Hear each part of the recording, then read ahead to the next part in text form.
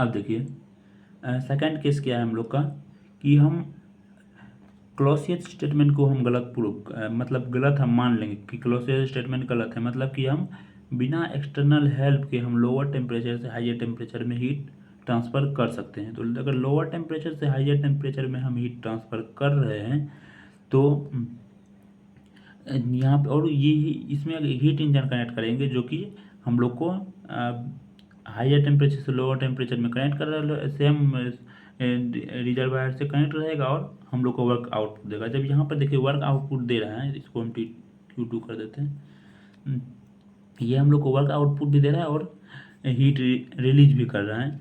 तो ऑब्वियस सी बात है ये Q1 यहाँ पर इस केस में हम लोग को हीट इंजन केस में Q1 हम लोग का ज़्यादा होगा। जब Q1 ज़्यादा होगा और ये दोनों कम, ये कम होगा, Q2 कम होगा, तो हम यहाँ से हम अब वर्क दे नहीं रहे हैं, तो यहाँ पर जो होगा वही सेम हीट हम लोग को यहाँ भी जा रहा होगा। इसी को हम इससे कनेक्ट कर देते हैं।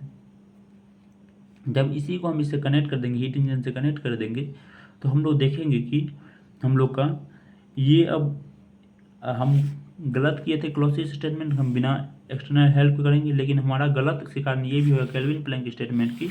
अब हम एक सिंगल सोर्स रिजर्वायर की मदद से हम अब एक टोटल मशीन को हम चला सकते हैं। सिंगल सोर्स का रिजर्वायर करने का मतलब कि अब हम Q1 से ले इससे 2 से ले रहे हैं, हम Q1 ले रहे हैं और इसी यही Q1 यहाँ चला सप्लाई हो जा रहा है और इसी को हम इससे कनेक्ट कर रहे हैं। तो हम लोग को Q2 हम मतलब कि T1 हमको कोई काम का नहीं है। तो हम लोग जब कोई एक स्टेटमेंट को हम गलत मानेंगे, दूसरा स्टेटमेंट ऑटोमेटिकली गलत हो जाएगा। तो यही हम लोग का इक्विवेलेंट। तो ये क्वेश्चन हम लोग का सबसे ज़्यादा थ्योरी में पूछा जाने वाला है थर्मोडायनेमिक्स का।